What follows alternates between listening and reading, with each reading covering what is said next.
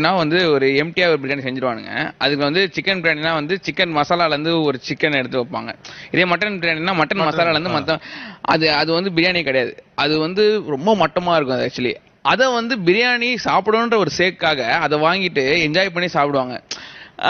மற்றபடி பிரியாணினாலே எப்படின்னா வந்து மொத்தமா செய்யறது தான் வந்து அதோட டேஸ்ட். எனக்கு வீட்டில் செய்யற பிரியாணி அவ்வளோ பிடிக்காது. ஹானஸ்டா அம்மா செய்யற பிரியாணி வந்து செய்வாங்க. எப்பயும் அம்மாவை நான் இது பண்ணுமா நல்லாவே போமா அப்படின்னு சொல்லிட்டு, ஏன்னா அது வந்து கம்மியா செய்யறோம்.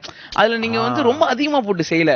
இதே வந்து பாத்தீங்கன்னா அந்த கல்யாணத்துல வந்து ஏன் அவ்வளவு சூப்பரா இருக்குன்னா அவ்வளோ அரிசி போட்டு அவ்வளோ கறி போட்டு அவ்வளோ மசாலா போட்டு அந்த வாசமே வேற லெவல்ல இருக்கும். ஈவன் நீங்க ஒரு இன்னொரு ரெஸ்டாரண்ட் போனீங்கன்னா அங்கேயும் வந்து நிறைய போட்டு செஞ்சாங்கன்னா அங்கே கண்டிப்பா நல்லா இருக்கும். அதான் பிரியாணியோட இதுவே. நிறைய போடுவாங்க, அது விறகுல செய்வானுங்க, நிறைய போடுவாங்க, அந்த அரோமா அப்படி இருக்கும்.